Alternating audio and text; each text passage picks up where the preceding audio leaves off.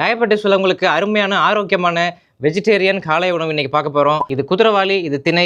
சிறுதானியங்கள்லேயே diabetes உள்ளவங்களுக்கு best அப்படின்னா அது ரெண்டையும் சொல்லலாம். இது ரெண்டையும் பாசிட்டிவ் மில்லட்ஸ் அப்படின்னு சொல்லுவாங்க. சிறுதானியங்கள்லேயே கிளைசிமிக் இண்டெக்ஸ் ரொம்ப கம்மியாக உள்ளது குதிரைவாலி தான். குதிரைவாலிக்கு இங்கிலீஷில் பார்ன்யார்ட் மில்லட் அப்படின்னு சொல்லுவோம். கணையத்துக்கு ரொம்ப ரொம்ப நல்லது. ஃபாக்ஸ்டைல் மில்லட்னு சொல்லக்கூடிய இந்த திணையில் மெக்னீசியம் சத்து நிறையா இருக்குது. அதனால இன்சுலின் சென்சிட்டிவிட்டியை இம்ப்ரூவ் பண்ணுது.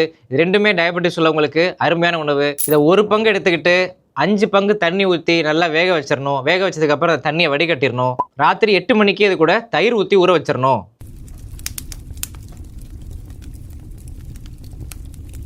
தயிர் கூடவே கொஞ்சம் சியா சீட்ஸையும் சேர்த்துட்டோம்னா புரதச்சத்தும் நார் சத்தும் நமக்கு அருமையாக கிடச்சிரும். சியா சீட்ஸில் ஒமேகா 3 ஃபேட்டி ஆசிட்ஸ் இருக்கிறதுனால கொலஸ்ட்ரால் உள்ளவங்களுக்கு ரொம்ப நல்லது, இதயத்துக்கும் ரொம்ப நல்லது. இதை 12 மணி நேரம் ஊற வச்சுட்டு காலை உணவாக சாப்பிட்டோம்னா அருமையாக இருக்கும்.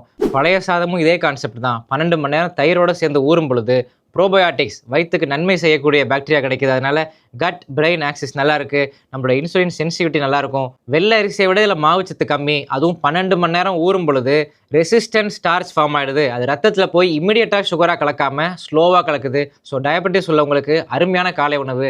இது கூட தொட்டுக்கிறதுக்கு வத்தலோ அப்பளமோ தொட்டு சாப்பிடாதீங்க.